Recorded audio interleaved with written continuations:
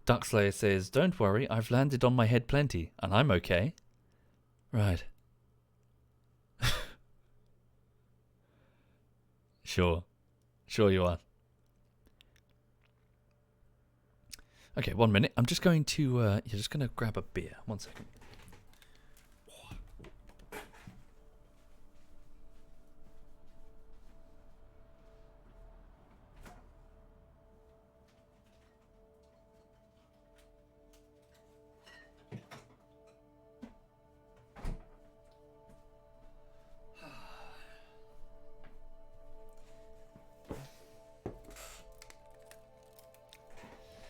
Okay. So yes, as I keep mentioning, I'm very boring to the point that this weekend, the news that the queen ant went into the ant farm is incredibly exciting. I've got the ant farm behind me on a table, sitting on a heat mat, and it's steadily warming up one half of the ant farm. And the queen and her workers are quietly working away. They've got themselves a little like a nesting chamber that they've made. And I can see the queen standing over the eggs like a xenomorph, guarding her hive.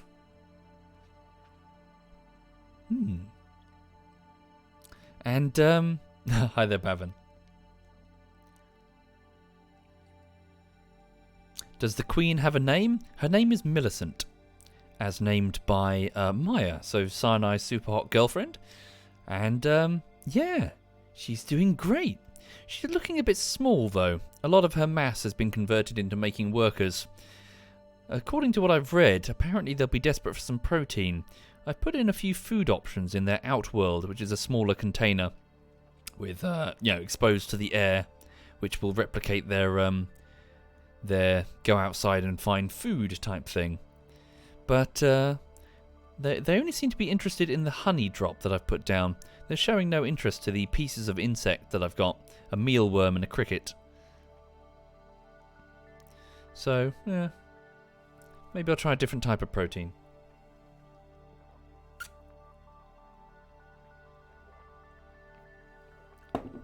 I might want to break a bit. Nonsense. Actually, maybe. Hang on, can I do some stunts? Here we go, get some air. Nope, hang on. Play position, play speed. Okay, we're getting quite a bit of speed now. Whoa, okay, yeah. Let's try and reduce that a little bit. Steadily. This is cool though, isn't it? Holy shit, look at this. Whoa. Deja vu. Do.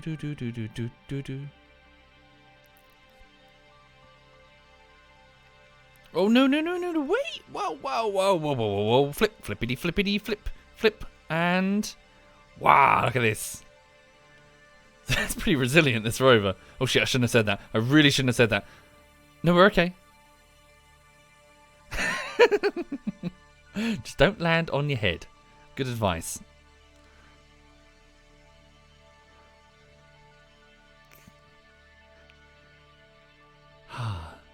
Elegance and grace. Looks like something out of Metroid. One of those crawlers you get in Brinstar. Brinstar? Yeah, Brinstar. That's the right word. Uh-oh. Come on. No, now is not the time for break dancing. Fuck. Hang on. Fine, I know how to fix this. Stand by.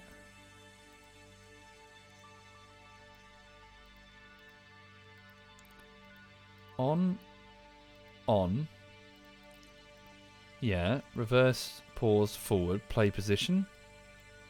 There we go. Move those in. And then, you ready?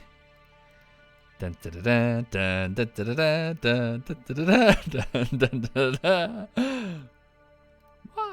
Uh-oh. Other way. And...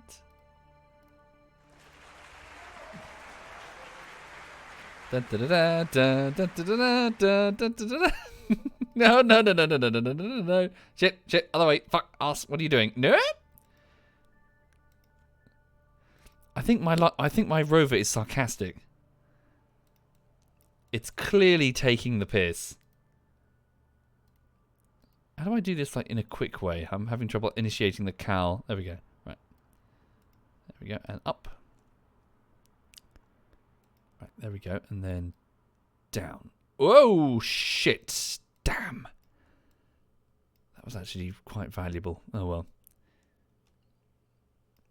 It did its duty for science. Anyway. So, for the people joining the stream, you're looking at a man drinking a beer, rolling his rover across the surface of Ceres, the largest asteroid in our asteroid belt. It is a very cold, inhospitable, muddy, briny rock. Just beneath the surface, beneath all this regolith, beneath all this muddy dust, is quite a lot of ice. And cryovolcanoes continually squidging the crust. So it's fairly active, to be honest. Surprisingly so.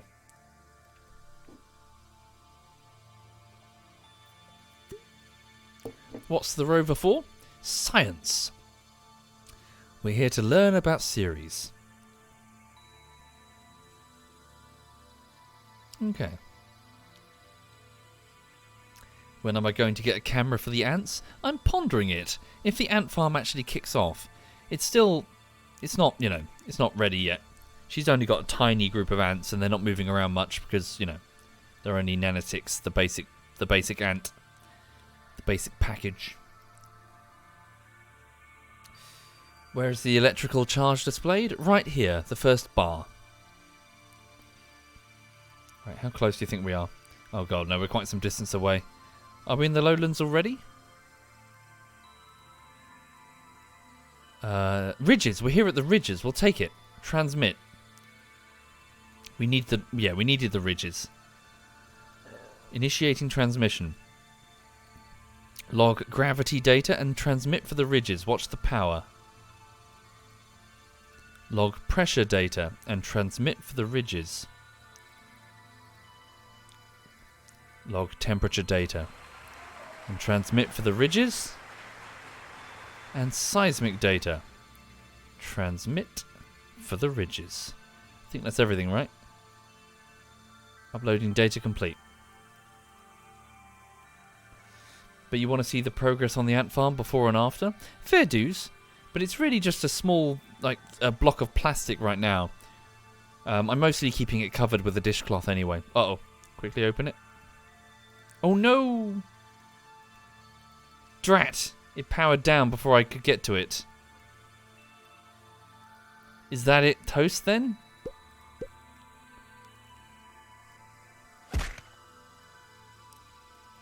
The panel wasn't extended and I wasn't paying enough attention. I think it's fine though, to be honest. We were just going to get it's quite some distance anyway. There'll be other probes and I'm sure plenty of other lowlands. That's not too bad though. Okay. Limited control. Honestly, it's on its own adventure now. Getting some vacuum on the surface of Ceres. You go, little probe. Yeah. Or just, explode. You can do that as well. That's fine. I'm not your mum. But technically I am. Yeah, explosive finale there. Okay. Frankly, it's certainly the raddest probe I've ever made. So it's got that going for it. Alright. So, we'll leave it here then. So, that's not too bad. Let's go back to the Space Center. Well done, little probe. Well done. Rename vessel. Rover. The raddest. Raddest? Is that how you spell it? Is that even a word? Rover on Dres. Raddest 2Ds, 1D? What do you think? Raddist? Radish? The Radish rover? The Raddist rover. Thank you, Darth Puddin IG. Thank you very much, Darth. Anyway. Are we going back to the Space Center? No, we're not. Why are we not? Because it's moving. Come on. Well, we're going to have a problem if it's going to stop moving, because we're going to be here for an hour as it rolls down this hill, so we goddamn better select the space station the moment it comes to a stop. There we go. Hi there, Zam Rabbit. Good evening indeed. I hope you're very well. I'm quite tired, quite low energy right now. Okay. Both of which won't work, Raps. We've lost control of the probe. It's powered down. 1 second. Hi there, Eternalist Mage. Welcome indeed, and thank you. Thank you, Darth Puddin, and Eternalist Mage. Sorry. Eternal is Mage, and Jurassic Milk, and Renimus, and the Runzi. Thank you, all of you. Thank you for your kindness, folks. Thank you. Right, so we managed to get 1,694 science points from that, which is awesome. We can transfer all of that over to cash whenever we need to. Right, so let's have a look at the mission control. Check the archives. Go to complete. Is it from the bottom? How can we see the ones sorted alphabetically? Duna Stone, Moonstone. Pardon me. Science data from the surface of Dres. Excellent. We've managed to get some additional cash by transmitting science points. Now then, extract units of ore from Ike. Okay. Acquire units of fresh ore. We don't need to build a new thing, do we? Detected some ore on Ike. It's not going to give us like a specific objective, is it? I'm going to accept it. I could always cancel it if needs be. Accept contract. So, science data from space around Dres. Okay. Test the stack separator on Kerbin. An advanced scan with a rover arm on... what? Minmus. We've already gone to Minmus. Extract ore on Dres. Extract ore on Gilly.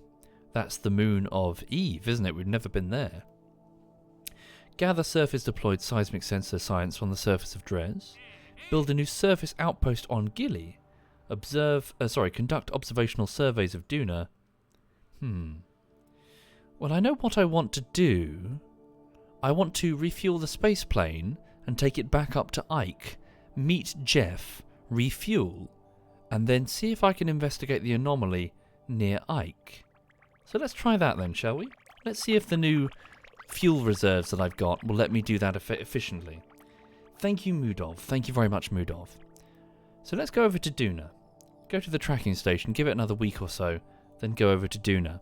See how the refueling operation went, and if it went well, give some fuel to the space plane. This is all vanilla, Ultimate Comb. I couldn't answer that question, I'm afraid. I don't really know much about the mods. How many ants do I have? Queen Millicent has around 6 or 7 workers. I'm not entirely sure. I haven't really sat down and counted them, but roughly that. She's standing right now in a small soil excavated, like a small chamber excavated on one side of the ant farm. She is surrounded by her workers, about 5 of them at a time, while the others just wander around trying to get some honey or water, and she's being guarded and attended to by her worker daughters. Okay. So she's not really moving much, to be honest. They're mostly waiting for the eggs to hatch. Indeed, it's a starter colony. Spammable. A new queen from this summer. Thank you, you have Captain Diabetes. Thank you, you have. Thank you. Okay, so give it a little bit more time. Stand by. Speeding up the time. So it's day 185. Let's go. Just give them more time to get some more fuel. Thank you, Diabetes. Thank you again. Okay. Let's have a look. Duna Base 1. Let's zoom straight there, shall we? Me too, Dark Shadow. Yeah, I just, it's a minor curiosity. Just something I was going to have on the side of my desk, like an aquarium. Just something I can watch. I'll keep them covered most of the time, but, just... And if I get bored, I can just release them. So just leave the ant farm out in the sun somewhere, leave them a path down to some soil, and they'll just move. Is Kerbal worth the buy? Absolutely. It's excellent. Very high quality. Okay, so we've got full liquidizer, almost full liquid fuel. Let me just speed up the time. So it's still mining. It's not dancing, it's just mining. Stop the surface harvesting and retract the drill. Stop the refinery operation. And then speed up the time. Here we go. Just go until, can I warp to sunrise? Whee. My Shinka, so it's day 3 on Team Fortress 2 Bullshittery Part 1. It's probably, I estimate, going to take me probably around 40 days to finish. So day 3 of 40, probably. I'm not entirely sure. So it's going to be a bit of a while, I'm afraid. Sorry. Okay, Stadius, please step outside of the spaceplane. Stadius is our engineer here on the Duna Base 1. Step out into the canard there, and then drop down. So she's going to remove the junior clamp and place it on the wing, and then we're going to use that to refuel the space plane. Bit laggy. Or rather just a frame rate dip. Okay. Grab that and stick it right. Or just stick it on the base. Stick it on the nose. Probably going to be easier if we just stick it there. Delicately, don't blow it up. We'll move it. Yeah, we'll move it in a minute. Okay, there we go.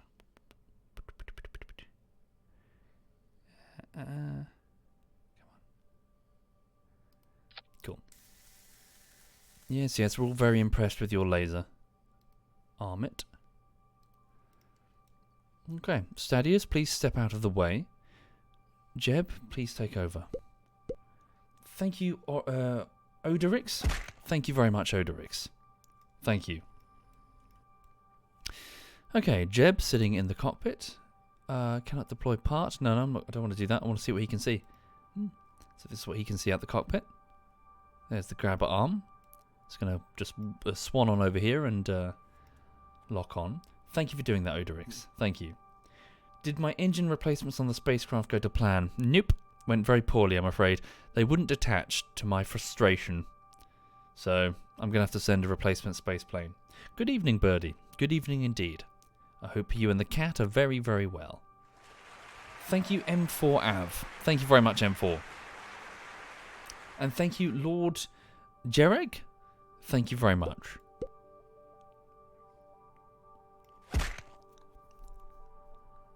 Okay, just bringing the plane around.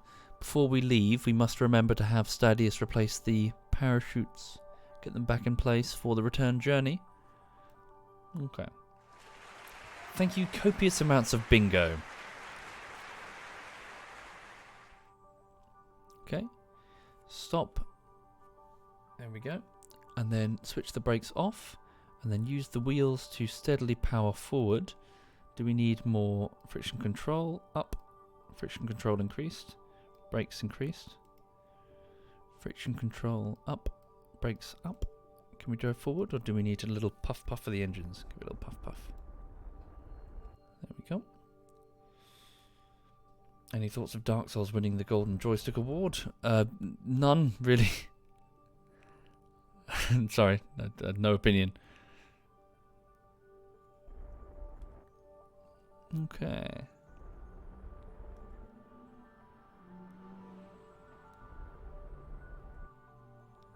Stand by. Crap. Ever so slightly not in alignment. Drat. Alright. Stadius, if you wouldn't mind. In fact, Jeb, just wheel back a little bit. We'll just stick it on the side there and then go the other way. There we go. Hit those brakes. Stadius, where are you? There you are. Please remove the junior grappling. Place it right there. Is it going to be at the right height? Should be. Have I played Halo Infinite? Probably not for me, I'm afraid. It's not necessarily a hard no, but I don't know. I enjoyed Halo 1, 2 and 3, but I really felt that after that it was kind of pushing it. I'm not so sure what later entries in the series could really bring that hasn't been done already. Trilogy was good. Trilogy was great. Just let it lie.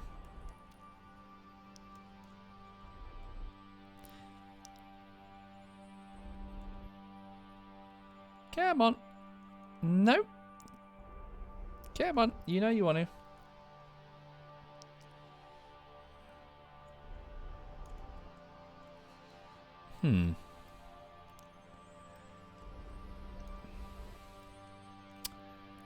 Darn it.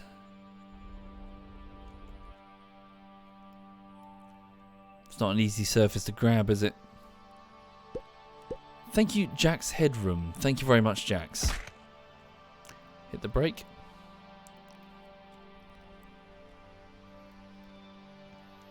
Stadius, could you move it? Not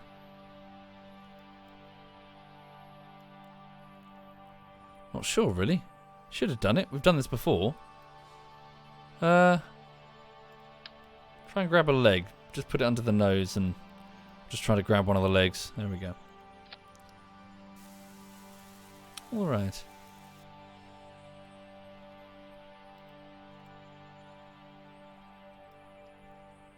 Cool.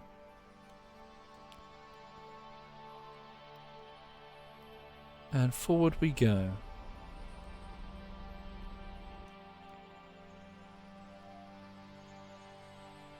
Come on. And then back we go. Come on. Ugh. Damn it.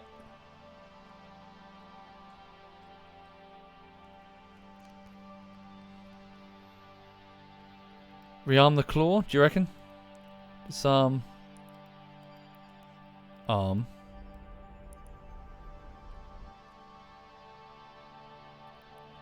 Okay. We did it almost this exact same way last time, didn't we? Except we used the wingtip. I'll try the wingtip then. God damn it. Alright, stop there. We'll turn it round. Use the wingtip. Faff, faff, faff, faff, faff, faff. Okay. Right, don't get your head ripped off, Stadius. There we go. Place it there.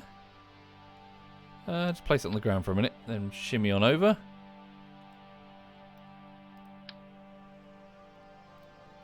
Pop it there. Cool.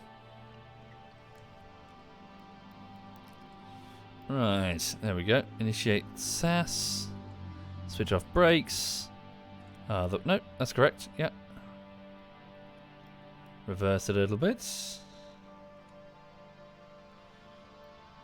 Yeah, it's not reversing. Is that because friction control is too high?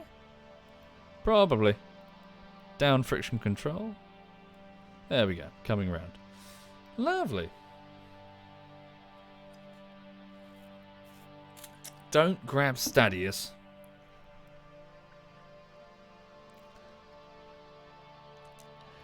Really? What on earth? Arm it again? What is going on? How bloody weird. This worked fine last time. Do you remember? We did this. I'm going to run out of Delta V at this rate. Fuck. Hang on. Yeah, it's balked. Turn down friction control. Roll back. Right. We'll try and get, like, fucking that bit there, right? Right, fucking stop. Hang on. Friction control up. Up. Brakes. Right, fucking. And turn this way. There we go. Well, it did. It just, it touched the drill. Let's see what happens when we touch the main body of the fuel tank.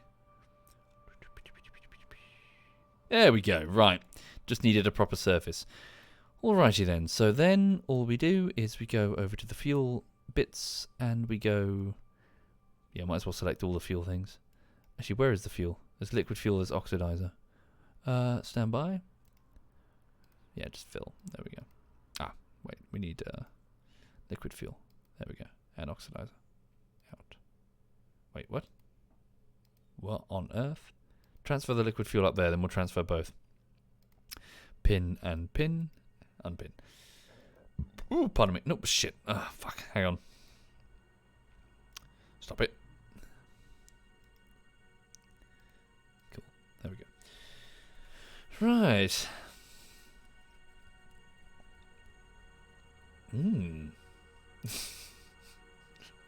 Curinator. I haven't thought about that, but now that you mention it.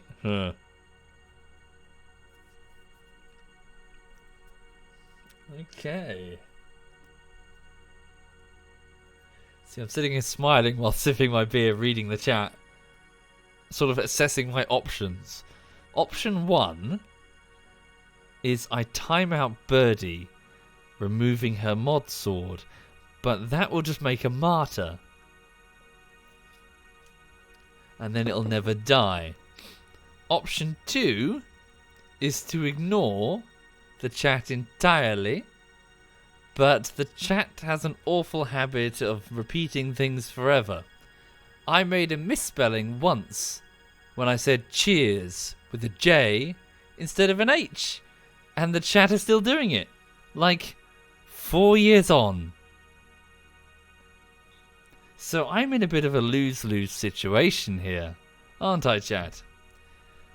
Punish Birdie and make a martyr, ignore her, and you'll just keep going forever. And the net result is that anyone who joins this channel going, a Kerbal stream, I like Kerbal, will join and be like, what are all these spazzes doing?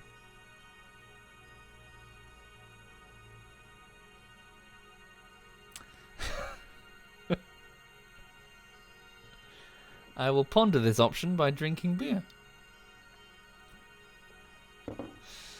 Anyway, let me just refuel the loader. Hang on. So, yeah, out, done.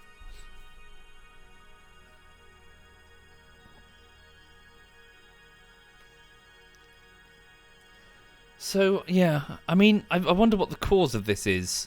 I mean, Birdie is already on her way to being a crazy cat lady. She's got the one cat. And it got to the point where she assembled her own drinks cabinet. The need was that dire. So she's already, you know...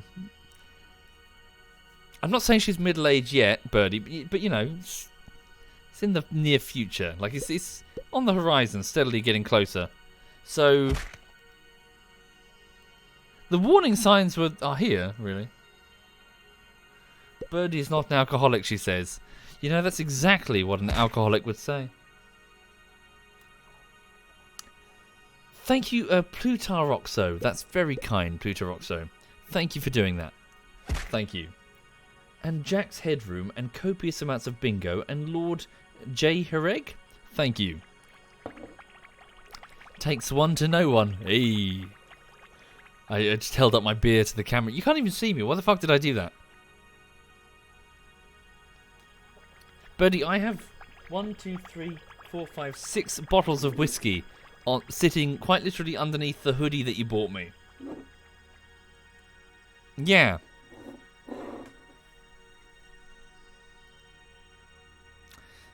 Stand by. Birdie can stop whenever she wants. How is Haddock, more importantly, Birdie? How is the cat? I hope he's very well. If you haven't seen Birdie's cat, he's adorable. He's like a proper, like, lion's mane, beautiful cat. Shouldn't say that word around Lulu. Okay. Haddock is good. He attacked my Christmas decorations. Well, no wonder. You put them up in November. Good, good kitty, frankly.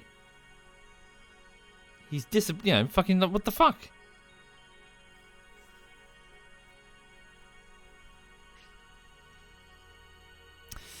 Right. Just refueling the jet.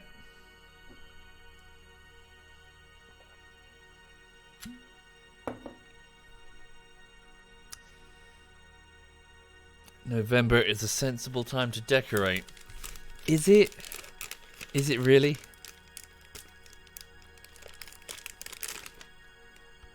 Mm.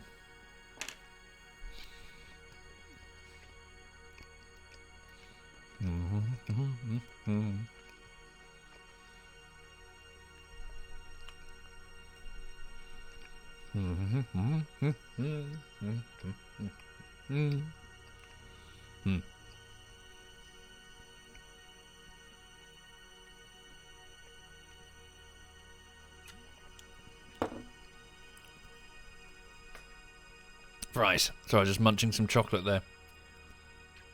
Okay. So, do I have any additional fuel tanks that might need some? No, not really. Why do we have so much monopropellant? Do we really need that?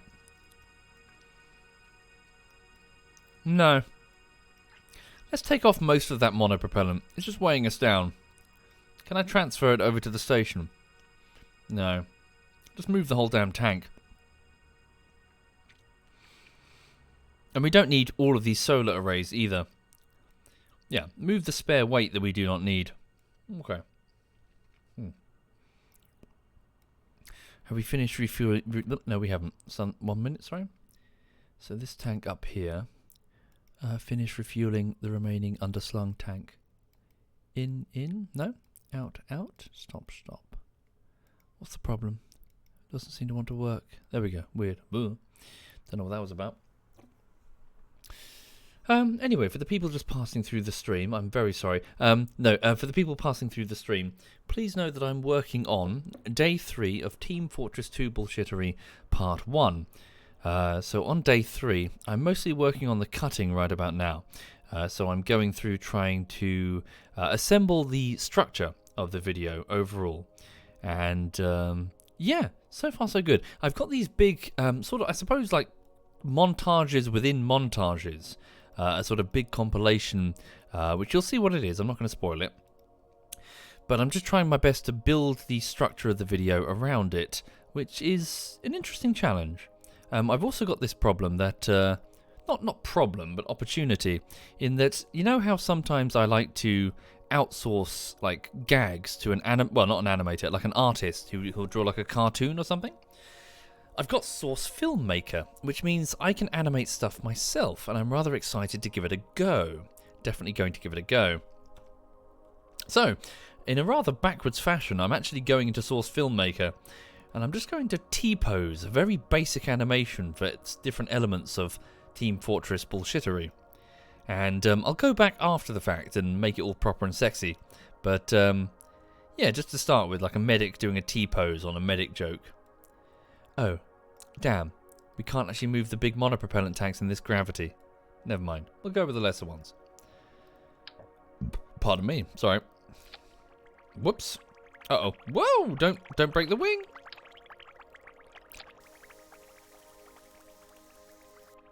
Okay.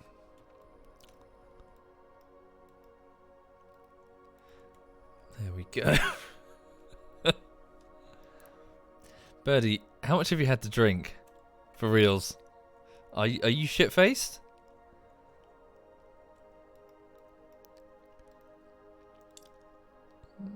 Hang on.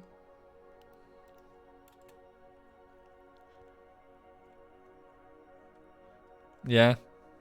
Well, I hope you're okay. All the best with the uni stuff. Hope it goes smoothly. Okay. Repacking the chute. So, the plane is ready to go. So let's see if we can get it back in orbit, eh? Let's, remove these solar panel whatsits. So, we don't need all this dead weight. Lift that up. Oops. Go back to build mode. Pop that there. And pop that there. Right. Lovely. Do we even need the scanner arm? I mean, it's nice to have. Especially if we... Yeah, let's just keep it anyway. Who knows? We might need it. If we go to, say, Ike. Well, we're going to Ike, aren't we?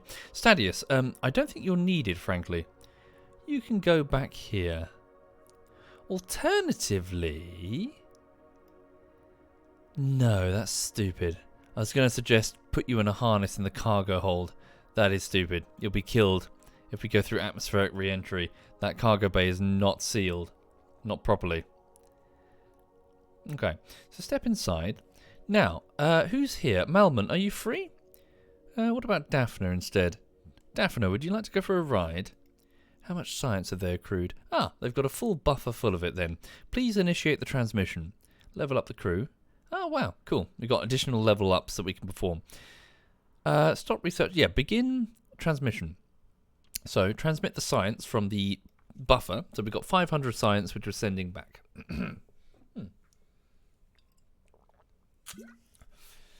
Okay. There we go.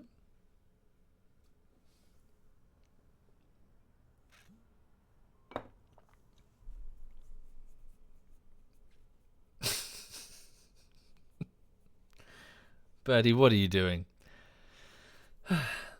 Honestly, sorry, Birdie, on your head be it, frankly. As I've learnt, the chat can be a... What's the word I'm looking for?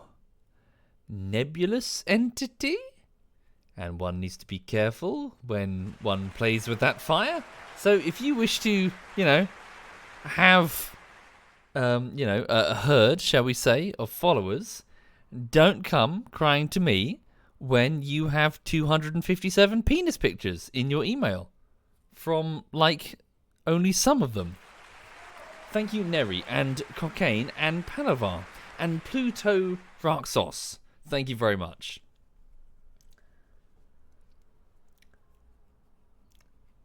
I get them anyway, she says. I'm a woman on the internet. Okay. That's fair. Fair retort. Fair retort. That's true. Did you want to tell them... Actually, I'm not going to mention it because I don't know if you want me to mention it. That thing that you told me about the dude in the DMs. I thought it was quite funny. The chat will probably find it quite funny. Okay.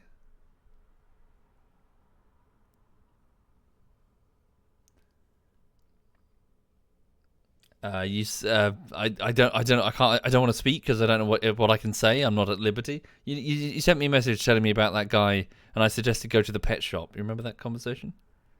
I suggest go to the pet shop and go down the aisle, and he didn't specify. You remember?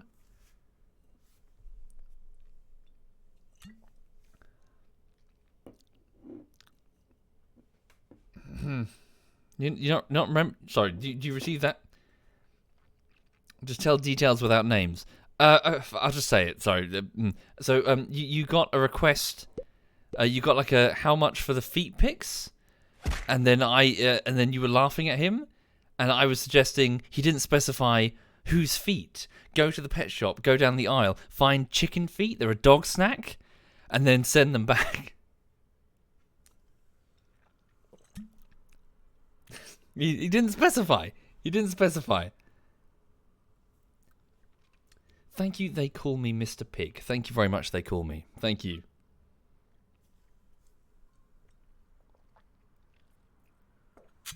That's what I would do, at least. Yeah, it sounds pretty creepy. Oh well. Sorry, 1 minute. What am I doing? I'm losing the plot a bit. I need to get... So we transmitted the science. Yes, all done. Buffer... No, not all done. Buffer is still full. In which case... Can we change over to burst transmission? Allow partial. Okay, require complete, allow partial. Send partial transmission. Or is it just because it's...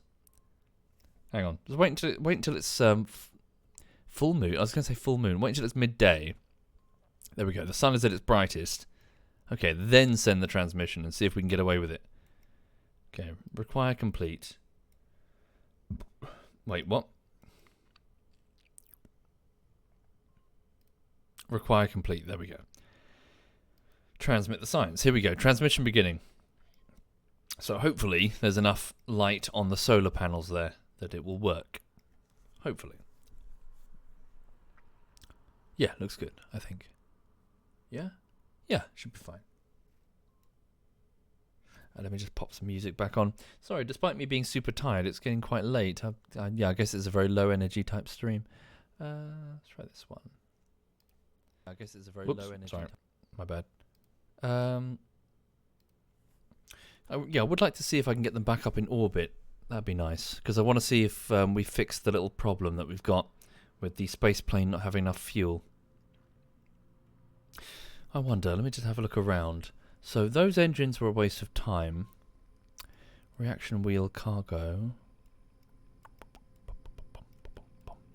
Is there anything else valuable that we could pinch? There's a fuel tank there, for example. That's what I mean. Probably can't lift it. There's probably too much weight to lift. It's just from some random rover that a company built. Thank you, Attrition. Thank you very much, Attrition. Okay. Yeah, the UI on the buttons is so bad. Sometimes the description means the current status. Other times it means what you need to click for the effect. Yeah, I've noticed that too, Killer Squirrel. It's most frustrating, isn't it? I don't know how to fix it. Okay. Indeed, Cashman. Welcome indeed. Yeah, she's okay. She's happy. Yeah, had some nice moments today where she's running through the leaf litter in the local PARK, smelling for any tree rodents. I'm not going to say it because she knows the name. Yeah, she's a very happy girl. I feel lucky to have her. I'm sort of treasuring her presence as best I can. Yeah, and I mentioned it the other day. There was this very, very lovely moment where she was sitting in my lap, and she was looking up into my eyes, and I was just sort of gently stroking her back. And I was talking to her, so I do that sometimes. And I remember saying that I'm gonna treasure this. I'm gonna remember this because we've only got a limited amount of time together, and so I'm gonna remember this moment. And as I was saying that, something caught her attention outside the window. I don't know what it was, but something caught her attention. She either saw something or heard something. At which point she decided that cuddle time was over.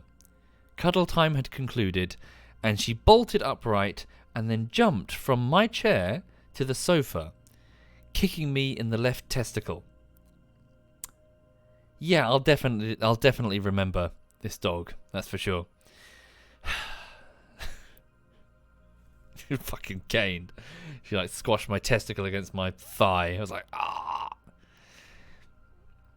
If you're a lady and you're not sure what that feels like, I'm not sure how to quantify. Very, very painful. Eye-wateringly painful.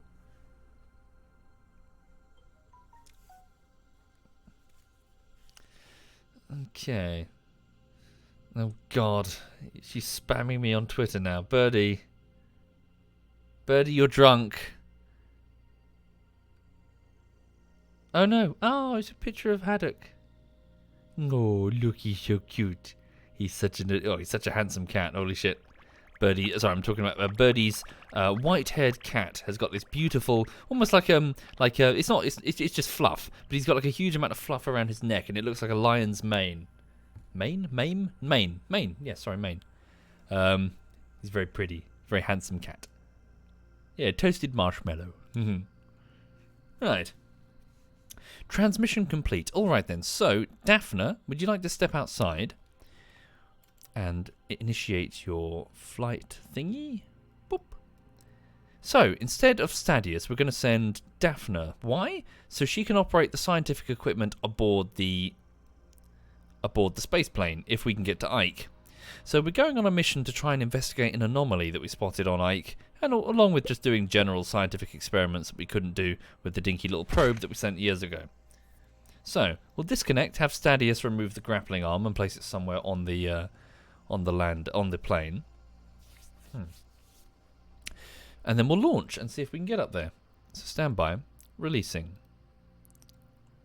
Space plane has released. 1 second. Please reverse. Yep, brakes off. Slowly reverse. Take care, Birdie. Sleep well. I hope you don't have too bad a headache in the morning. Okay. Right, so Stadius, please step outside. There we go.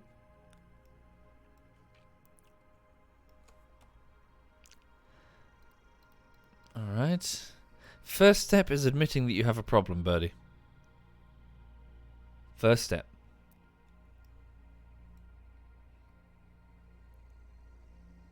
Okay.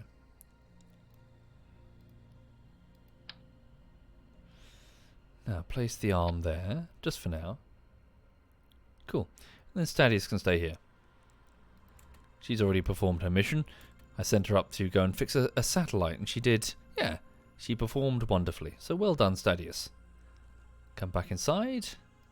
Your bunk is ready for you. Alright. So, let's get this show on the road, shall we? Fuel tanks are full. Electrical charge. Could be better, but it should be fine. Dog is looking cute.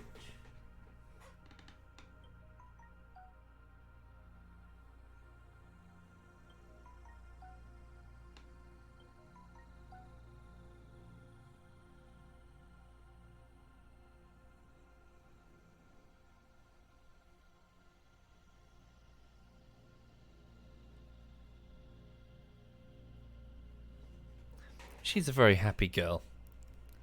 Yes. Talking about you, little miss, I'm going to steal the warm spot in the bed whenever I wake up in the morning to brush my teeth. Yes, you. Hmm? Okay. Right. So, sorry, we're going forward for some reason. Not sure why that happened. We roll back and then we roll forward. So we're ready to launch, I think. So we'll get going. Oh, is the wing fuse? Is it clear? Not quite. Shit. Can I squeeze through? Might have to reverse. Hang on.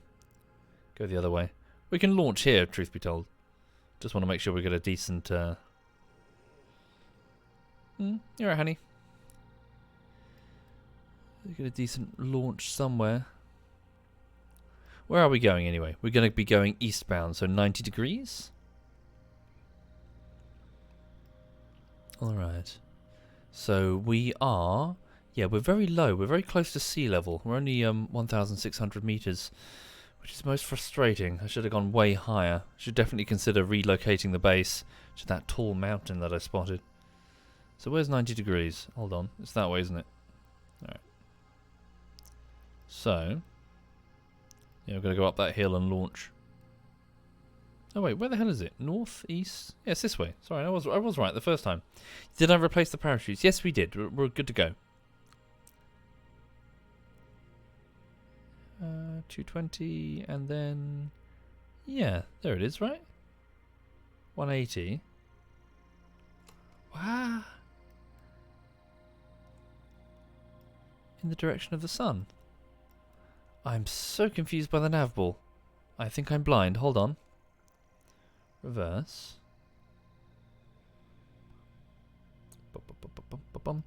What refuels the station? They're refining their own fuel. We're sitting on an ore deposit, which is why we came here. So whichever asteroid made this impact has left behind a deposit of, well, whatever resources required to make their liquid fuel. Disarm. There we go. 90 degrees is that way. There we go. Just the base is in the way. Okay. Right, so we'll do a launch. Off we go, and yeah, we'll see. So 2018 Delta V. Okay. Let's see if that's enough to get up to Ike and specifically get to Jeff. One is not repacked? Which one's not repacked? No, they're all repacked. They're fine. It's just at a weird angle. Right, stop. Okay, here we go. Thank you, NavoQ, and yes, that Dan, and Attrition 101, Murky, and they call me Mr. Pig. I'm sorry for missing you before. Sorry. Thank you very much. Thank you, Pillar of Flesh. Thank you for saying so. Right, we're ready to begin. So, yeah, I found that, honestly, treating this thing more like a rocket straight from the get-go seems to be the more effective method. So, we'll just try and get up as high as we can, as quick as we can, up to where the atmosphere is thinner. So... yeah, let's quick save, fuel check, everything's good. Let's make a start. So brakes off, 90 degrees is that way. Let's initiate and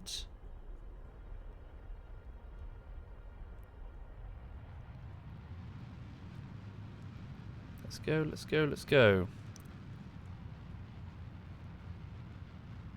Lift her up, lift her up, lift her up. we go.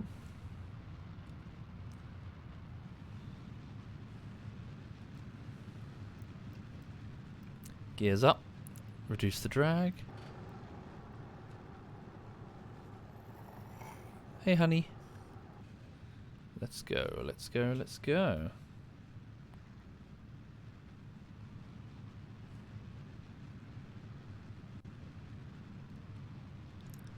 Keep going, keep going.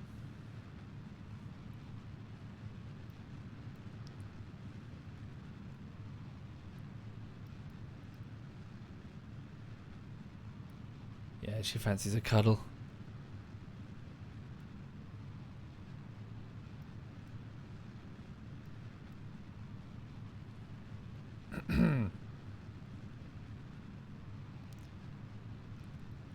So, we're lifting ourselves up out of the crater. Okay, cut right there for a second.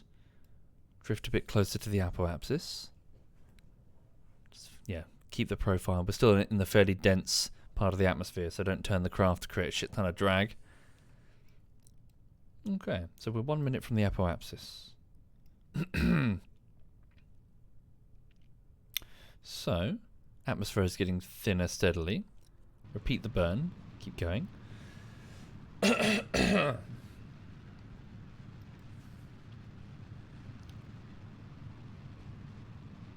So we're down to almost 1,500 delta V. So this was a 500 delta V burn to get this high.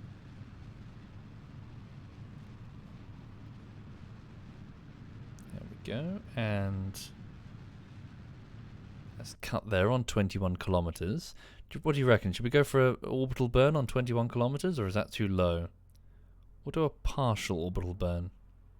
So around about, say, here, probably. As we creep... Yeah, too low? Yeah, it's not ideal. Let's creep closer to the apoapsis. And we're slightly off on the inclination. Okay, so here we go. So we're still lifting up off the surface. There's our ballistic trajectory. Okay.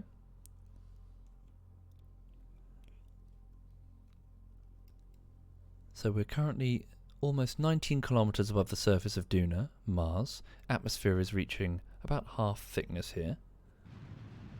Do another burn. So yes, Duna's thin atmosphere is indeed a major challenge for trying to land anything on her. Half the missions sent to Mars have failed, by the way. A full half. A very high failure rate. Owing mostly to that atmosphere.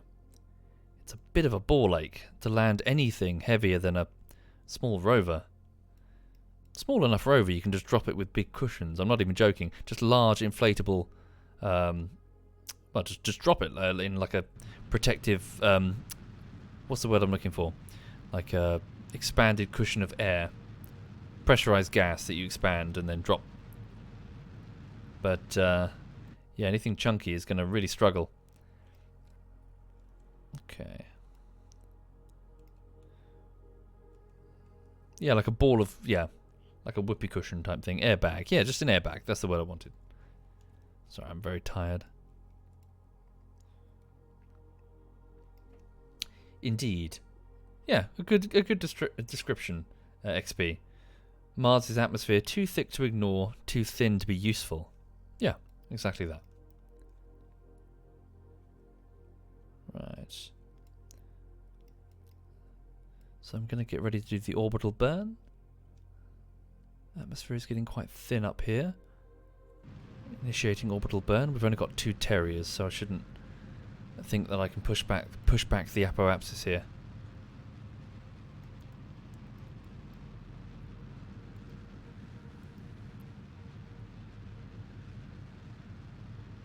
So, last time we tried this, we just got stuck in orbit because this space plane with its older engines was not capable. I gave it 4 additional tanks here and here. So has the situation changed, or is it going to get stuck? Let's find out. So there we go. Orbit expands. Cut thrust. Let's keep burning at the apoapsis for the maximum efficiency. Stand by. Speed up time just a smidge. There we go. Burn again.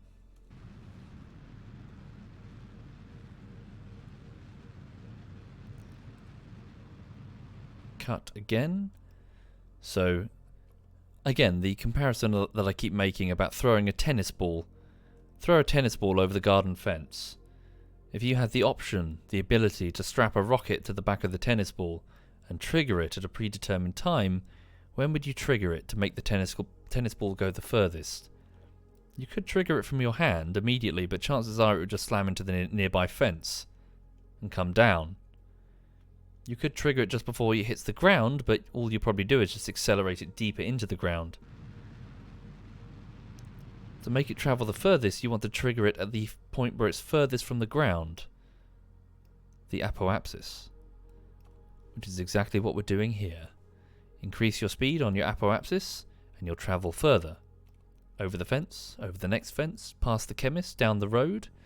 Keep burning fast enough, and eventually you'll be moving so quickly that the curvature of the planet that you're on will not be able to catch up with you, and you achieve orbit. You're just continually falling, that's all you're doing, but you're falling so fast that you're evading the curvature of the planet. 34 seconds till the apoapsis. So I'm just trying to ride the apoapsis, not fall past it, not burn too early, as efficiently as possible. Some engines are not very capable of that, and that's always the risk, passing the apoapsis and then descending, at which point you might start skimming the atmosphere, getting some drag and making your burn inefficient. Stand by. We've achieved an orbit, very low orbit, mind you, so that needs to be above 50. Right, push the... Whoa, that was stupid. That was a too heavy a burn there. Okay, so we pushed the app quite ahead of us now, but it's coming back towards us because we're still cruising with atmospheric drag. Shit, so maybe I should have burnt higher there. Burn higher, get us out. Yeah, we need to get out, properly out. So we're still way too low. I'll do another one of those in a minute. Just keep the nose cone of the craft pointing prograde.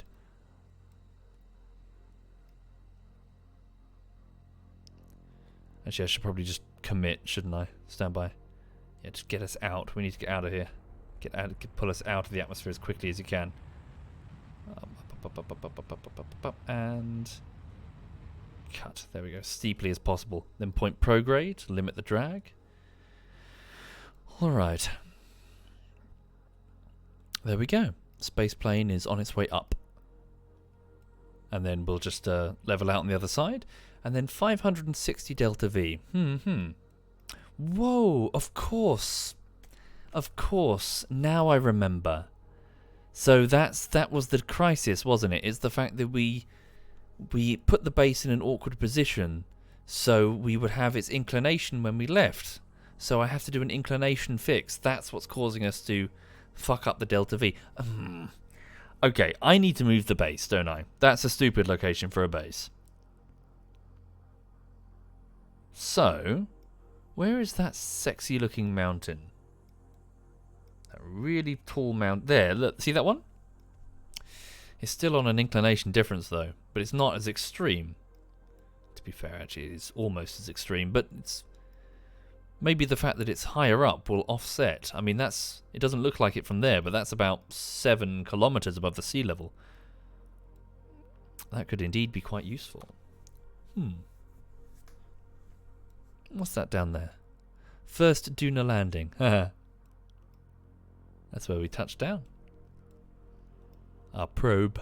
Duna lander, MK2 rover. Indeed, there's a good reason why most of our launches are from near the equator on Earth. Indeed.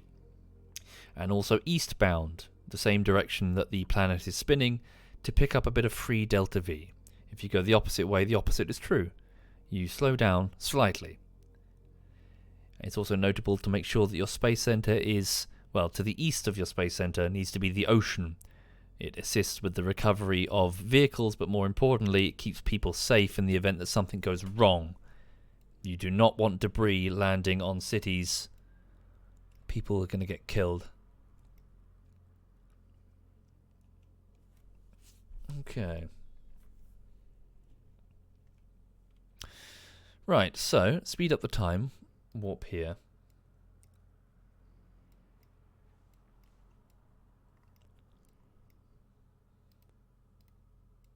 Warp already in progress, it's just we're a bit too low. Sorry, yeah, what happened to the music? It's gone quite quiet. I do need to wrap up the stream shortly, though. No, it's still playing, it's just switching tracks. I do need to, stop the stream shortly, as I'm getting very tired. It is getting almost midnight over here, as you can probably tell through my voice. Not that it's nearly midnight, but just that I'm tired. Okay. And that over there is our target, ladies and gentlemen, Ike. We might not necessarily need to change inclination, strictly speaking. We'll have a look. Ike might capture us anyway. It has a habit of doing that. We might just have to wait a few rotations to make it. And bear in mind that our target is on a near-polar orbit too, so we'll see how it goes. It's all a question of whether or not we can slow down sufficiently enough to go and meet Jeff. Okay. So, speed up the time to the apoapsis. Warp in progress. So I might need to, put a lasso effectively, like an orbit out here, and see if Ike will grab us. And then try and get a polar orbit to go to the South Pole to meet Jeff. Please pet Lulu. I would, but she's resting. Okay, speeding up time. So for the people just joining the stream, this is a space plane that's taking off from the surface of Mars. I've got a research station there, manned by about 5 Kerbals in total. 2 of them, the pilot, Jebediah, and the scientist, Daphla. Daphla L? Yes. Are currently on their way up to Jeff, the automated refueling vehicle. Okay, burning at my apoapsis. Stable orbit achieved. Adding maneuver here. Whoops. Setting Ike as my target. Target confirmed. Adding maneuver. There we go. That's Ike's gravity well. Bingo. Just lick the edge of the gravity well, nothing fancy. 276 delta V. It's going to be close. It's going to be close indeed. It's all a question of whether or not we can land safely. We do have a bit of mono, but we just need to get close enough. We'll see. I might as well quick save it now. We've always got the option of returning back down to the ground if needs be. Okay. Now then, stand by. Speed up time to the next maneuver. Tell Jeb to turn to face the next maneuvering node. Switch that off, that's going to get annoying. Whoa. Stand by.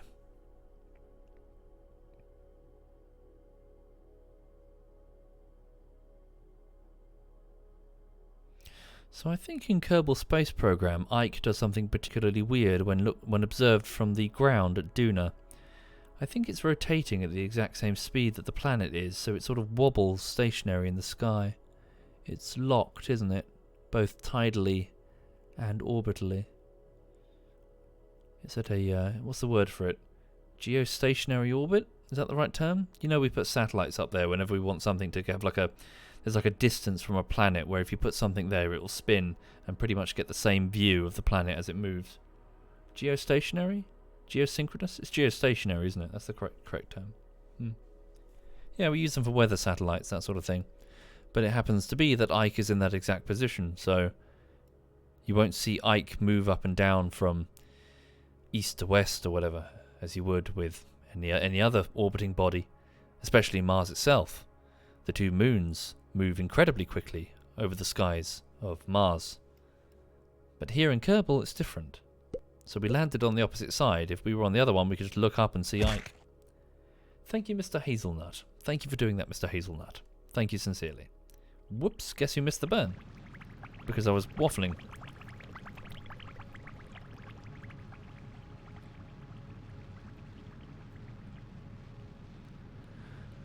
Alrighty then.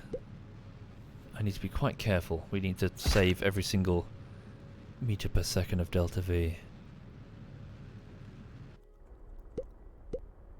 Confirm maneuver. Cut. Okay, we hit the gravity well. Thank you again, Mr. Hazelnut. Thank you.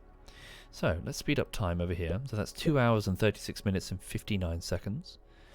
Ike is going on its merry way. Okay. An Ike encounter. Now then, let's have a look and see whether or not this will take us where we need to go. In fact, maybe we should do it as soon as possible. So here's Ike's periapsis. If I were to slow down... Okay, so reducing our speed by that. Okay.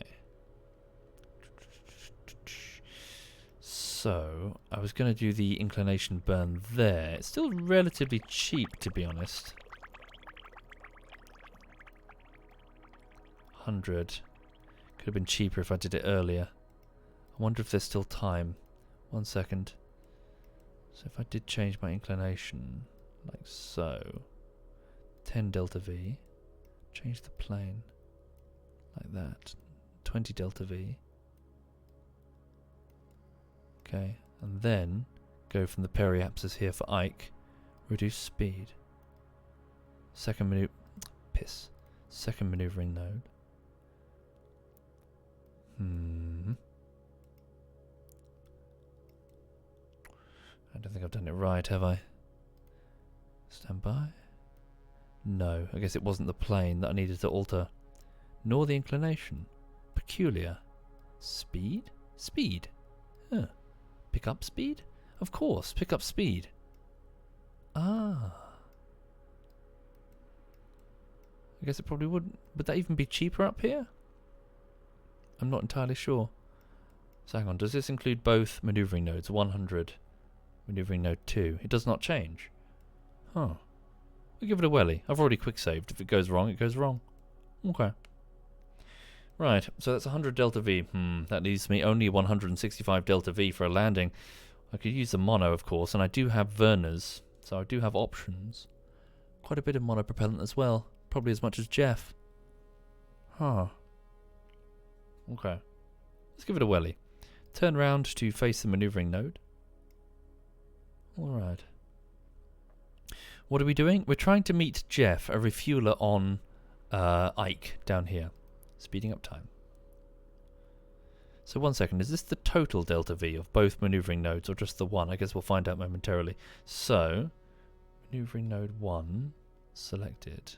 Yes? Yes. Okay. 7 second burn. Get ready for it. 1 moment. Initiating.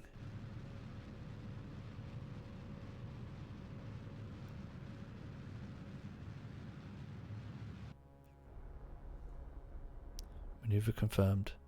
Okay, so it wasn't. Damn. So that was 163 delta V. Okay. So, maybe that wasn't so clever. Let's give it a go anyway. See what happens. Again, we can always dip into the monopropellant if we need to. Here we go. Speed to next maneuver. Node in 10 minutes.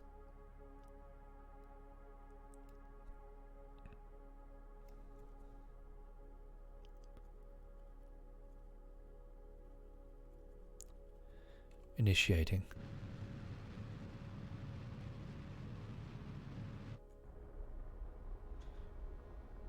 Okay. Down to 94 delta V. You know what, I don't think it's going to be enough to come down safely, is it? We'll give it a go with the mono and the Werner and see what happens. Let's try to intercept Jeff. Okay. So let's go over to the periapsis here. Burn retrograde. Slowly. Come down. Right.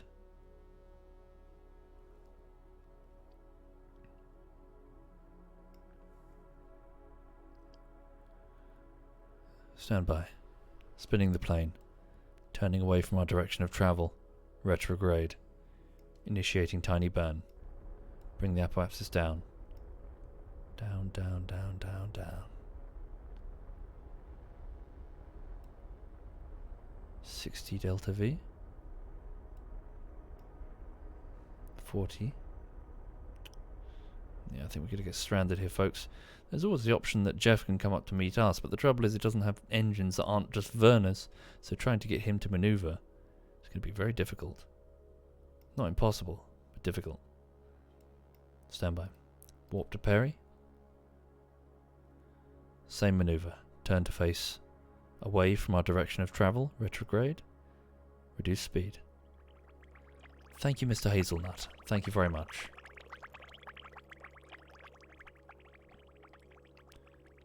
Initiating. 25 delta V. 10 delta V. Liquid fuel expended. We're down to the Werners. Stand by. Switch over to maximum Werner thrust. Same as Jeff. Werner thrust enabled. Okay. Thank you, Mr. Hazelnut. So hold on a second. Jeb's skill might let him do this automatically for me. Radial in, radial out?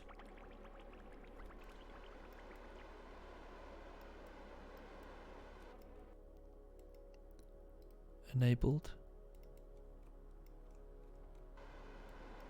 No? Why not? RCS enabled? RCS disabled? No, it is enabled. Strange.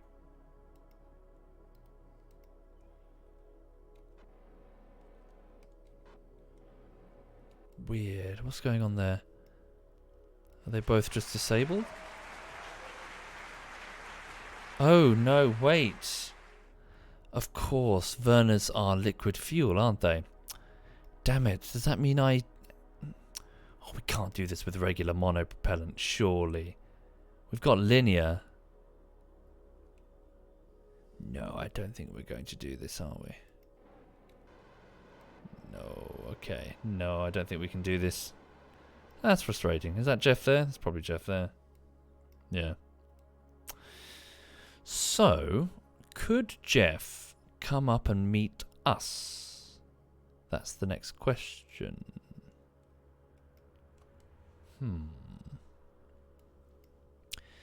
His Werners are quite capable, and he's full of fuel. I think the answer might be yes. It would be incredibly awkward, but he probably could do it, couldn't he? Only one way to find out. Switch over to Jeff. Set as switch 2. Okay. I will definitely quick save it and load it if I fuck this up, because I don't want to lose Jeff. Trouble is, it's going to be super hard to figure out which way to go. Oh, Jesus, Jeff, what the fuck? What on earth were you doing? Okay, so you've almost got enough. Yeah, you should have plenty. You've got, well, I don't even know how much delta V you've got, but you should have plenty of fuel. Make sure you're completely full, though. Okay. Yeah, Jeff, there's no time for levitating. Start service harvester. Make sure the refinery is enabled. And then speed up the time. There we go. Okay, yeah, it's going to switch off at night time.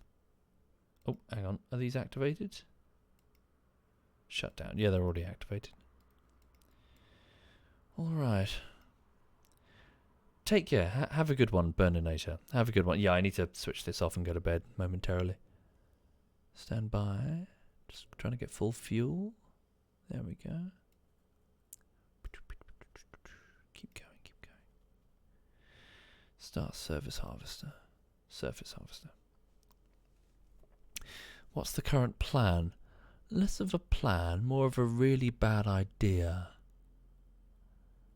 I'm going to try to lift Jeff from the surface in order to get it into a position where it can, if not necessarily intercept the lander, have it so that they can come to it with their monopropellant. So I just need to get it up to an orbit in roughly that inclination and altitude as the incoming plane. So the problem is I won't have a nav ball to support me. I'm going to have to do it just based on my own experience, which is going to be a tricky thing. Stand by. I'm just trying to make sure I have enough fuel for this. And also fuel to transfer to the plane. That's why it's here. Then again, we don't need to give it a huge amount of fuel, just enough to get it down to wherever Jeff subsequently lands. Okay. Speed up time again. Make sure it's daylight. There we go. Should use the warp to sunrise function, shouldn't I? Warp to sunrise? Okay.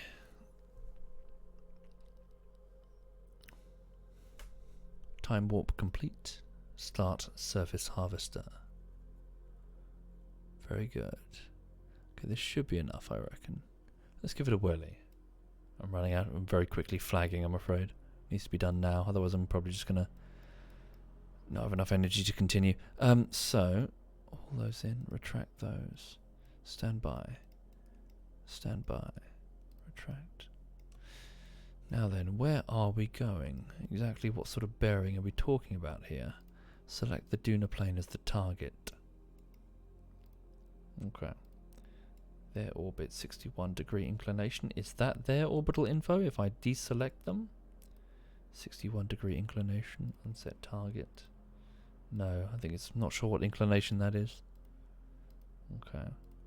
Set them as the target. And then wait until they're on the horizon. There we go. That's our target. That's our inclination. That's what we burn for. Point the craft in that rough direction. And then initiate an underslung burn. Okay, quick save, because this might go horribly wrong. Verners, are you ready? Verners? Oh, of course. Retract the drills.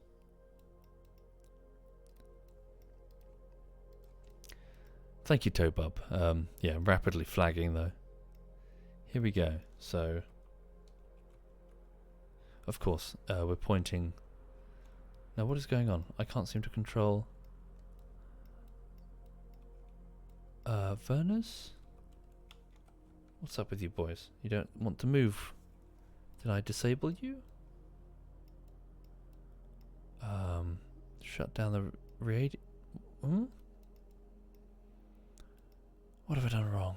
Deploy and undeploy maybe? Perhaps it's just glitched into the ground? The brake shouldn't matter. Retract. Brakes are off. We're moving. I don't know why the Verners are not activating. Electricity? We have plenty of it. Antenna? Oh, limited control. Of course. Whoops. My fault. RCS control restored. Initiating. Turning Jeff. Burning. 10k on the app.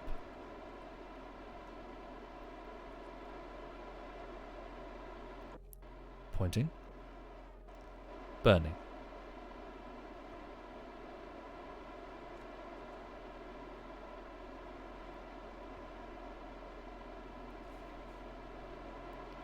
Okay. So now, using little more than underslung Werner monopropellant, well, not even monopropellant, they're liquid fuel, but maneuvering engines. Their only purpose to navigate for docking maneuvers in space, and in this case lowering us down to the ground safely. I'm doing the opposite of that, lifting us up from the ground dangerously. Carefully monitoring the situation. More. Much more. Okay, quickly lift the nose. How are we doing? So see that yellow blip there? It needs to be on the target, so further burn this way.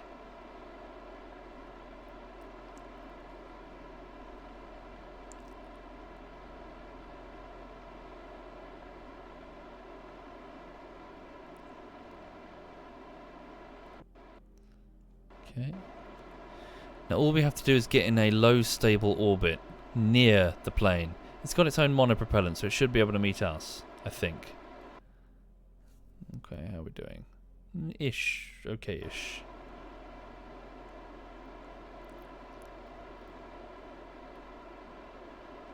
Okay, 1 minute and 21 seconds to light apoapsis. Let's wait for it for maximum efficiency. Speed up the time. Okay, these are only Verners, so initiate burn as best we can. Initiating.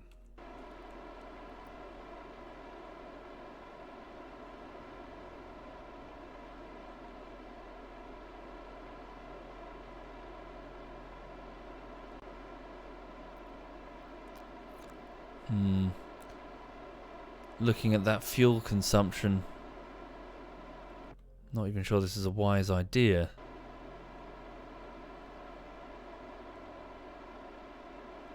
Huh. We're already less than 2/3. Bear in mind, we're going to come back down again. How are we doing on the inclination? Excellent. Hello, Duna.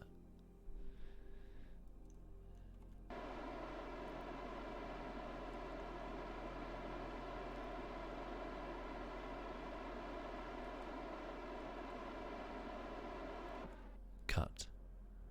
Wait for the apoapsis. 1 minute and 23 seconds till the highest point of orbit. Switch off the wheels? That looks kind of stupid. Okay. So, how high are they? 39 kilometers on their periapsis, 281 kilometers on their apoapsis. Tricky, very tricky indeed.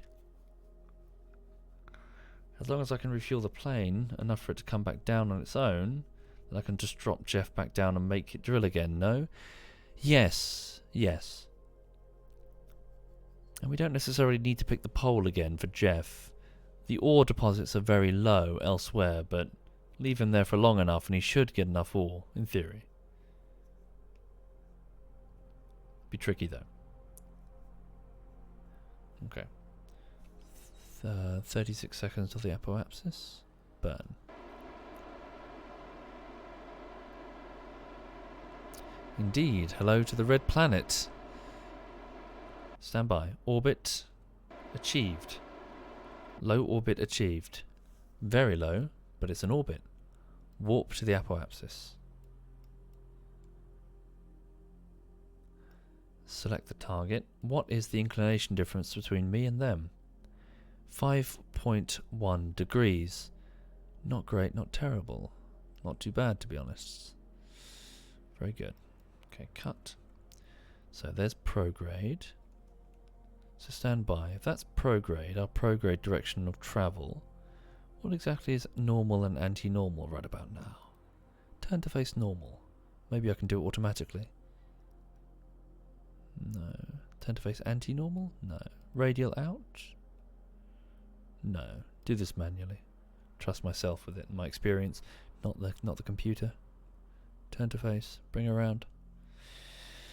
Okay. I'm skeptical about our ability to complete the mission. That's prograde, direction of travel. Okay. Turn the ball down like so. There.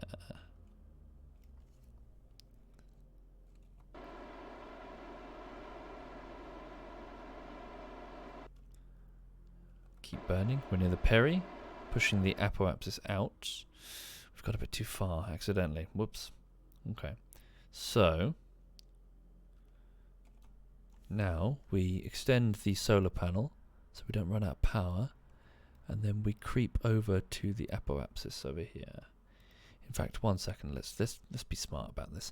Let's turn it round and come back down again instead of fucking around. There we go.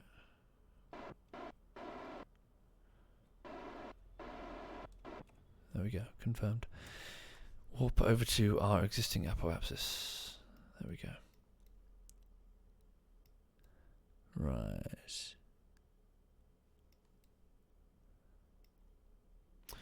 Now, we don't necessarily need to match them, we just need to get close enough. Okay. So, turn round to face our prograde direction of travel.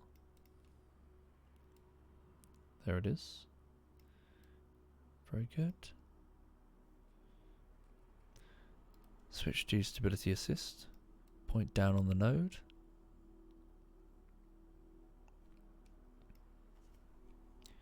And initiate now. Fuck.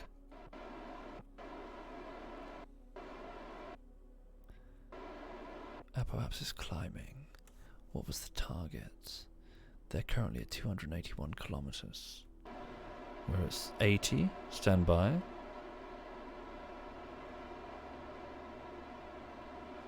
Damn, we're already on half fuel.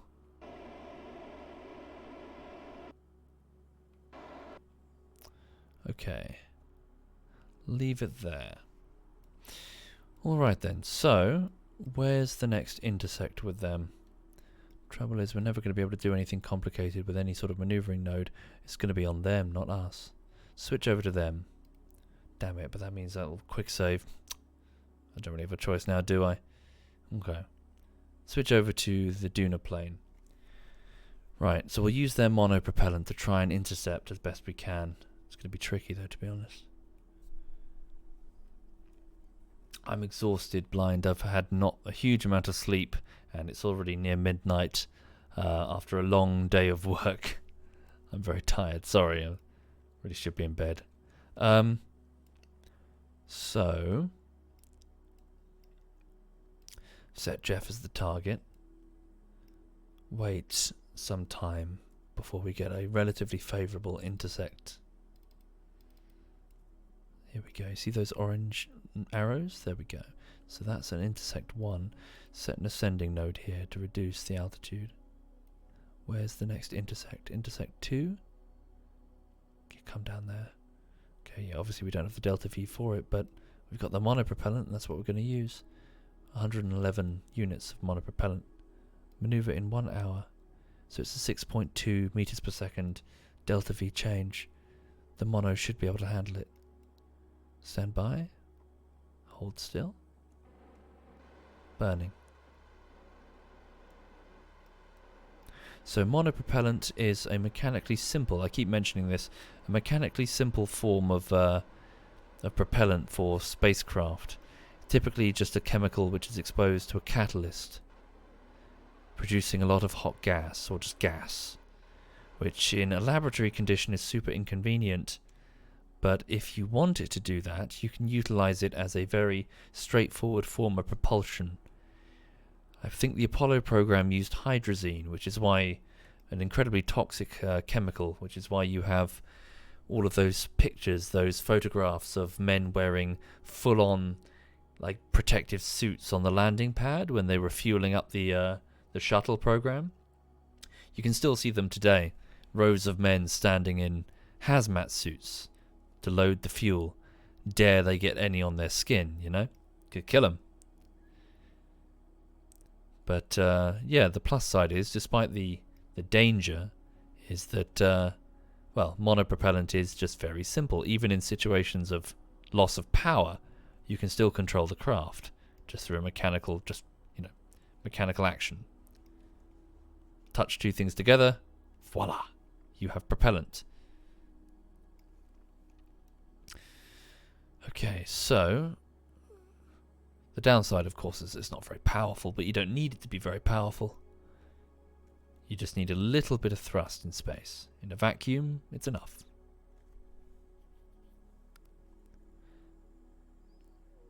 Okay. So we're just looping around now, waiting for a favourable intersect as we creep closer with each orbit. Again, the analogy, two runners running on a track. Even if they're running at the same speed, one runner is on the inner track, the other runner's on the outer. Even if one of the runners left well ahead of the other one, sooner or later, the inner runner is going to lap the outer runner, because the outer runner simply has further to run. That's what we're doing now. Jeff is on the inner track. We're on the outer track. So sooner or later, Jeff is going to catch us. When he does, we fist bump. There we go. Jeff finds us at 18.7 kilometer distance. Here he comes. Oh, hello, there's an even better one up there. No, that's not true. 22 kilometers. Okay, we'll go here and then make an adjustment. And then we should get a tighter one even there. Stand by. So, separation. Reduce speed even further. Nope, that's not what I want to do. That's a further separation. It's probably the plane that's causing it. As in the inclination difference. Yeah, look at that. Okay, hold on. 18 kilometers is nothing, but the fact that it's mono is the thing that spooks me. Okay, sorry, add maneuvering node. Oh, shite, I should have sorted that inclination problem. What if I went from the ascending node? There's the descending node. There's the ascending node. Add a maneuver to just quickly fix the difference in inclination. They're at a slightly wonkier plane, basically. So 8.2 degree inclination difference. So by tweaking our inclination ever so teeny weeny slightly, like so. Come on, you gonna work with me or not? There we go. Shit, that's a bit more of a burn than I anticipated.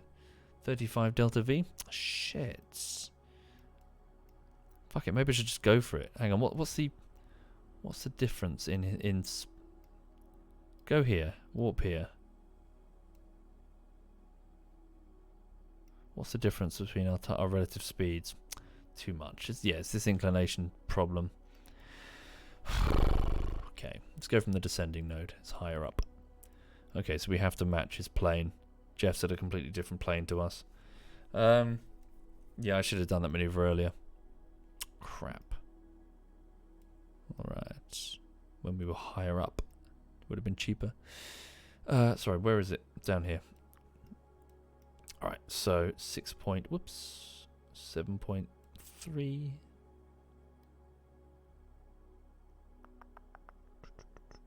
Stop. There we go. So 0.022 delta V burn. It's cheaper. Zoom straight to it. Up we go. Turn to face the maneuvering node and take us there via monopropellant. Hopefully we'll be okay. Turn to face. For the people just joining the stream, you're looking at a space plane that was launched from Mars, Duna, down there. It got stranded last time I tried to do this, so I added some more fuel tanks, but frustratingly it's gotten stranded again. So I'm trying to meet the craft around Ike with no liquid fuel. We're down to just monopropellant, which is fine for maneuvering, but not so fine if you want to go places quickly. Hot gases are being extruded from the pipes there, slowing us down gradually. Alright.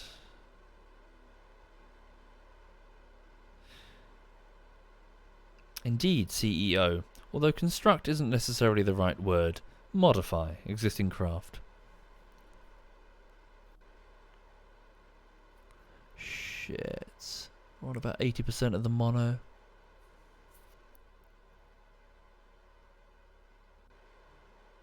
Keep burning.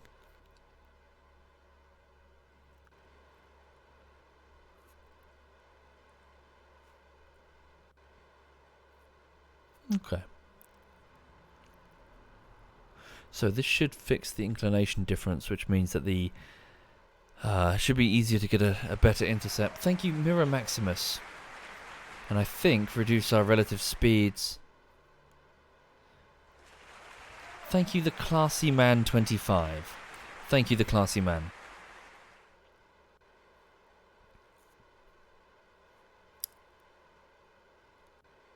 Okay.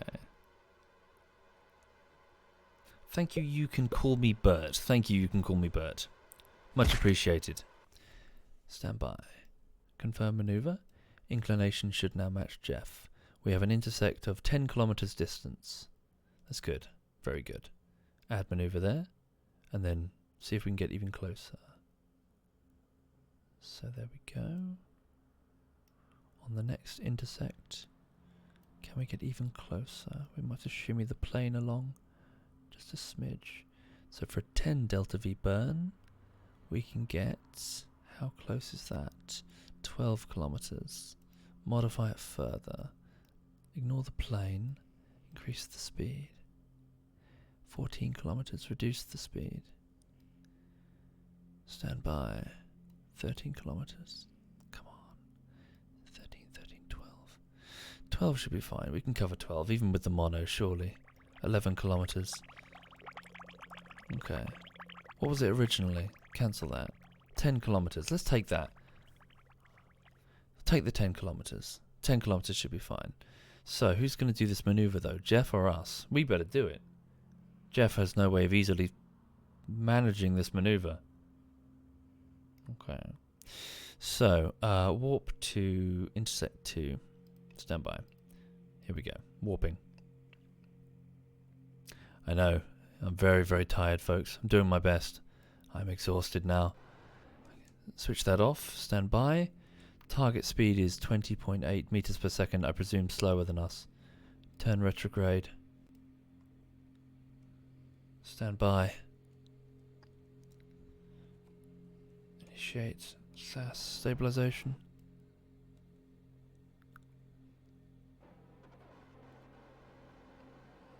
Come on, turn to face. Let's go. Retrograde. Alright, where's the target? Where's Jeff? He's... There he is, up there. Hello, Jeff. Moving at 16.7 meters, slightly fast, no, slower than us. So we're slowing down to meet him. Alright. Damn.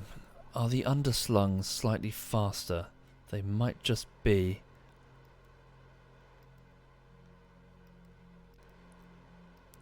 Not sure, to be honest.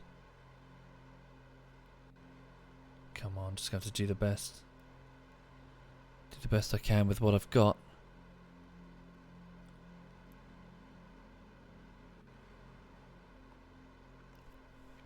Okay, so there's now 6.6 meters per second difference between us and Jeff. 5 meter per second difference. To be fair, 10k is a lot to travel for mono. We've got to be careful.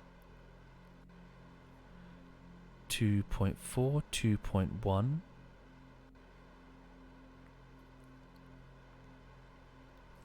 So stand by. We're now moving alongside the target precisely. Yeah, stand by. Cut. Turn to face target. And then initiate a burn. In fact, cancel that. Turn this to face target. Control from here. Turn to face target. And then see if I can use the underslung for a bit more oomph. Push. Oh, dearie me. I think it does. I think the... Yeah, it's pushing me further and faster. Okay.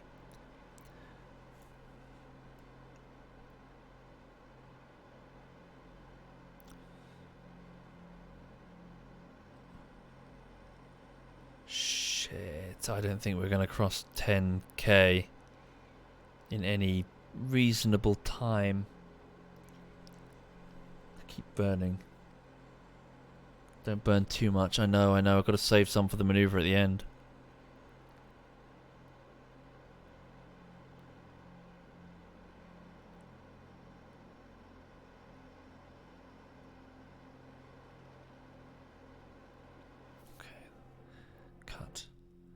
Intersect, what is that? Sorry, 1.4k. So speed up the time. Creep in. Okay, now gently initiate and then so just creep the prograde over the target. I'm just going to creep it a little ahead of the target to anticipate it. Intersect 200 meters. Very good. Carry on. Thank you, Luke Creed. Thank you very much, Luke. We're coming on in, 3.3k. Stand by.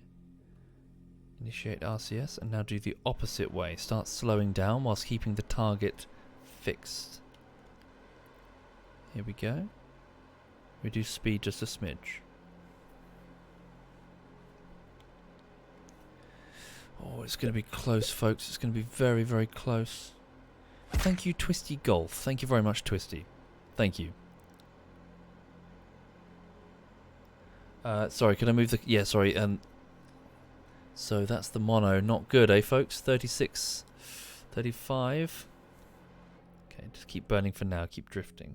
Don't burn too heavy. Speed up time. There he is. Hello, Jeff. Okay. 970 meters. Alright. Hello, Jeff. Let's get to around about 400 meters before we do the corrective maneuvers. Yeah, I think we'll be okay, so long as we're careful. Okay, meeting will be 200 meters before we sail past them. So yeah, we'll start going at about 400. Drifting on in. Right, stand by. Turn to face the target. Initiate RCS. Bring us around. So note how I'm moving the yellow marker over the target, the pink marker, because the navigation considers the arm to be the front now, because I said control from here. Stand by. Hello, Jeff. How you doing? Please retract your solar panel for the moment, Jeff. And please, you have no target navigation, do you? Where are we? Here we are. Coming up beneath you. Let's present the back, something that they can easily grasp onto without causing too much damage to any of the components. Leave your stabilizer on. Okay. Very good. Hold there, please, Jeff.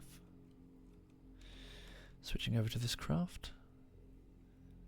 Speed up time just a smidge. 100 meters. Stand by. Initiating. Slowing down. 120 meters.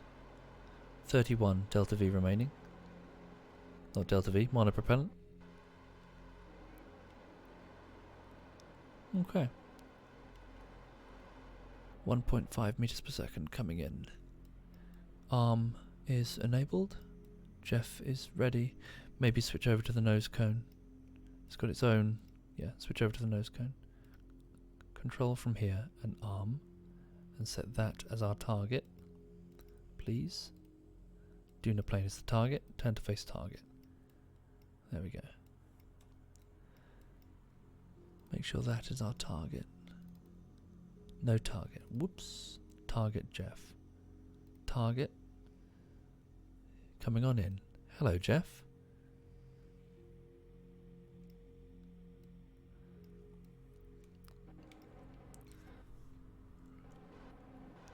We got it. It was awkward. Now kiss. Locked. RCS off, stabilizer off. We're together. Okay, so Jeff doesn't have a huge amount of fuel, but enough to transfer to the space plane to bring it down to a landing. So I'll do that. I'll transfer some fuel, trying not to mess with the center of gravity. Thank you, Chad. Thank you.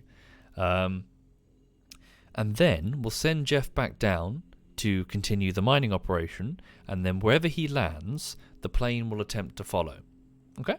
So that will be tomorrow then. I'm super exhausted. But thank you for watching, and thank you for the cheers there. Yeah, that went okay, didn't it? Could have been a lot worse. So the mining vessel has docked with the space plane. It's quite clear that I need a better space plane, though. Definitely, don't I? Or perhaps a dedicated vehicle that can go up and down from Ike. You know, taking the fuel that Jeff produces up to a space plane that's waiting, because this thing can get here, but it can't land effectively. Yeah. After that, once I've got the fuel, I'll send this plane over to the anomaly on Ike to see what it is, and perform some scientific experiments with a proper scientist who can reset the experiments as we go. So we can leapfrog our way around Ike, checking out all the cool features and biomes and shit. So, yeah. Right, if you'll forgive me, I'm going to piss off and immediately fall into the bed and cuddle that dog and fall asleep. So, yeah, thank you all of you, and thank you for subbing if you did. Twisty Golf and Luke and Kai's, and you can call me Bert and the Classy Man. Thank you sincerely. Right, also before I go, please know that it's day 3 of work on Team Fortress 2 Bullshittery Part 1. So far so good, I'm still cutting it together, so in this first week I'm basically assembling the clips and trying to get all the timing right. I won't start the text and the animation yet. So, yeah, it's going fine. It's going fine. Right, sorry, let me just have a look and see if any of my clanmates are currently awake at this time. Let's have a look. 1 second. So just quickly get a Kerbal, there we go. Right, so who's on? So Harry, who's in America, so it's not as late for him. He's on. ZF Harry. I'll leave you in his company then. So the ever lovable golden retriever of the clan that is Harry Johnson. Thank you, Revan Hunter. Thank you very much, Revan. So yeah, do feel free to give him a follow if you fancy. Not if you fancy him. Well, you can do it if you fancy him, but if you fancy watching his content, and I'll leave you with him. Thank you again, folks. All the best. Have a lovely, lovely evening.